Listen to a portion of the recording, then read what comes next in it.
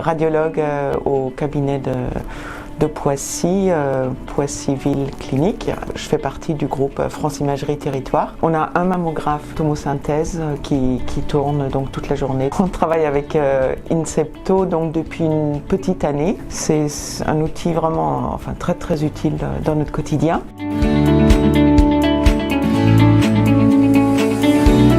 Une patiente de 65 ans qui venait pour un dépistage systématique. Elle avait plus fait de mammographie depuis 2016 et je n'avais pas la précédente. Et je l'ai regardée comme je fais toujours, donc avec la tomosynthèse. Là, j'ai été interpellée par un petit surcroît de densité, mais pas grand-chose, pas très typique. Ensuite, c'est affiché le score global de cette patiente et en fait, c'était 10.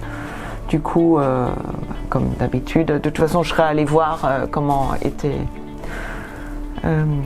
quel score local était attribué à cette image. Et donc là, s'affichent donc les masses. Ce qui est rond, ce sont les masses, et ce qui est triangulaire, ce sont les microcalcifications. Et il se trouve que donc chez cette dame, il y a uniquement une masse, il n'y a pas de microcalcification qui nécessite une analyse supplémentaire. Je clique sur la masse.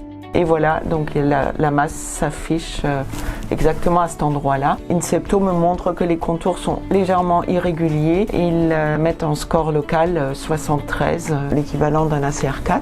Ensuite, évidemment, j'ai fait une échographie. Je suis tombée à l'échographie aussi sur une plage un petit peu douteuse. Pareil, du ACR4. Bon, on ira plus loin au niveau biopsie. Cette image, elle n'était pas aussi évidente que ça à voir quand on va un petit peu vite dans les seins denses.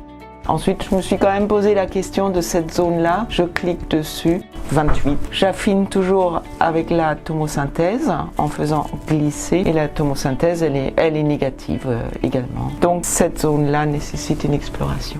Ça me permet déjà en effet de gagner du temps. Ça devient presque une deuxième lecture en fait. Très intuitif, très facile d'utilisation. Je pense qu'au bout de 5 minutes, j'étais habituée.